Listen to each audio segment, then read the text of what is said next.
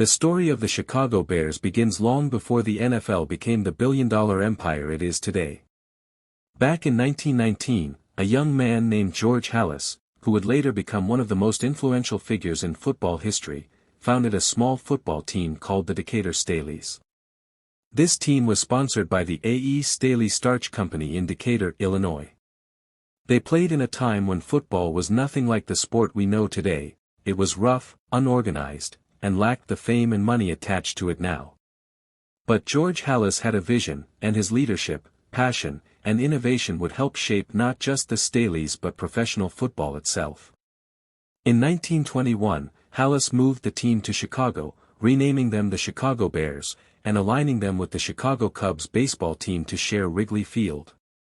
That decision not only gave the Bears a permanent home but also began their long and storied journey as one of the NFL's foundational franchises. The Bears quickly established themselves as a powerhouse. In 1921, they won their first championship under Halas' leadership, which was a taste of the many titles that would follow in the decades ahead. The early Bears were known for their bruising style of play, emphasizing tough defense and a run-first offense. It was football in its rawest form, and the Bears thrived in it. One of the most iconic players in their early history was Red Grange, famously known as the Galloping Ghost. Grange's decision to join the Bears in 1925 gave the team and the league instant credibility. He was already a college football superstar, and his signing drew massive crowds, helping to legitimize the NFL in its infancy. With Grange, Halas, and a growing reputation, the Bears became one of the league's must-watch teams. Throughout the 1930s and 1940s, the Bears dominated. They became famous for introducing new strategies to the game, most notably the T-formation, which was perfected under Halas' guidance and executed brilliantly by quarterback Sid Luckman. The T-formation revolutionized football, giving the Bears a tactical advantage that left opponents struggling to keep up. The highlight of this dominance came in 1940 when the Bears destroyed the Washington Redskins 73-0 in the NFL championship game, still the most lopsided victory in league history. That game didn't just give the Bears a championship, it cemented their reputation as innovators and a team to be feared. The Bears would go on to win multiple championships in the 1940s, showcasing their ability to adapt, dominate, and set the standard for professional football excellence. The post-war years saw the Bears continue to build on their legacy, with strong defenses and hard-nosed football becoming their trademark. While the league evolved and new teams began to rise, the Bears remained a respected and powerful force. The arrival of players like George McAfee and Bronco Nagurski gave them both star power and grit, and fans in Chicago embraced the Team A. The arrival of Mike Ditka in 1982 signaled a turning point for the Chicago Bears. He had been a fiery player in his days as a tight end, and now as head coach, he brought the same intensity to his leadership. Ditka was tough, blunt, and uncompromising, and his vision was to restore the Bears to the top of the NFL. He inherited a roster that was starting to build promise, but it was his attitude that began to shape the team's identity. The Bears, under Ditka, became a reflection of his own personality, gritty, aggressive, and unwilling to back down. This was a perfect match for Chicago, a city that valued toughness and resilience. One of the biggest factors in the Bears' rise during the 1980s was Walter Payton, widely regarded as one of the greatest running backs in NFL history. Payton, known as Sweetness, had been the heart and soul of the Bears since being drafted in 1975. For years, he carried the team through difficult seasons, displaying not only skill but also endurance, strength, and leadership. Payton's ability to run with power, speed, and grace made him nearly unstoppable, and his relentless work ethic inspired his teammates. Though his career had been filled with personal accolades, what he craved most was team success. With Ditka at the helm and a new wave of talent joining the roster, Payton's dream of winning a championship was about to become reality. The Bears of the early 1980s began building one of the greatest defenses in NFL history. General manager Jim Finks and defensive coordinator Buddy Ryan assembled a unit that would come to be feared across the league. Names like Mike Singletary, Richard Dent, Dan Hampton, Steve McMichael, Otis Wilson, and Gary Fensick became synonymous with domination.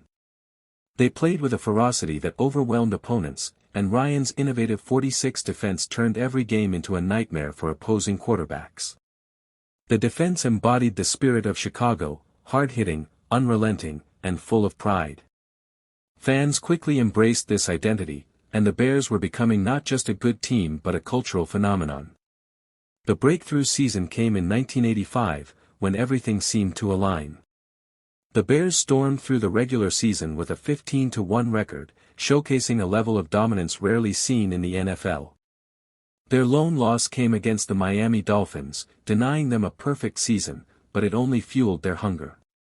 Week after week, the Bears dismantled opponents with a suffocating defense and a powerful running game led by Walter Payton.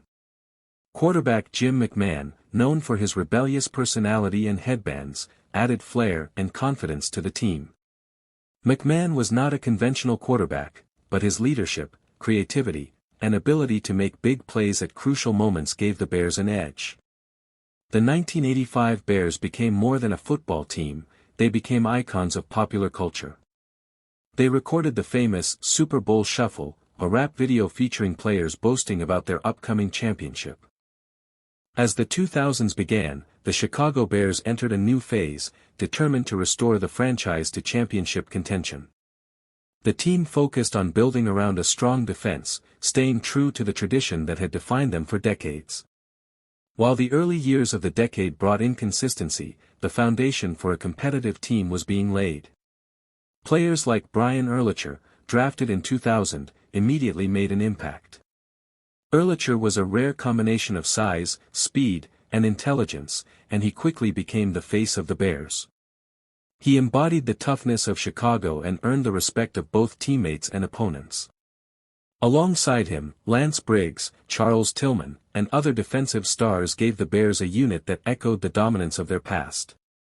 In 2001, the Bears surprised the league by going 13-3 under coach Dick Butkus, with Urlacher leading the defense and the offense finding just enough rhythm to win games. Soldier Field roared again with hope, and fans began to believe that the franchise was on its way back.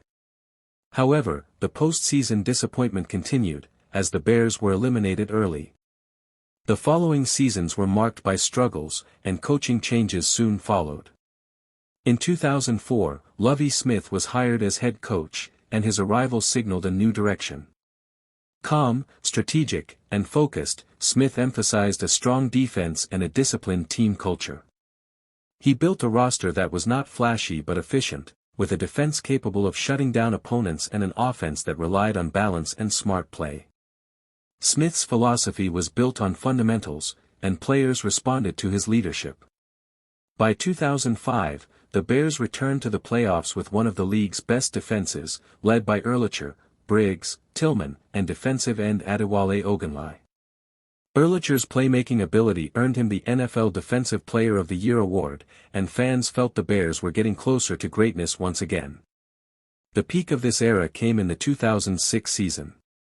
That year, the Bears' defense was absolutely suffocating, forcing turnovers and dominating opponents. Special teams also became a lethal weapon thanks to Devin Hester, a rookie who electrified the league with his ability to return kicks and punts for touchdowns. Hester's speed, vision, and instincts made him nearly unstoppable, and he quickly earned the title of the greatest return specialist in NFL history.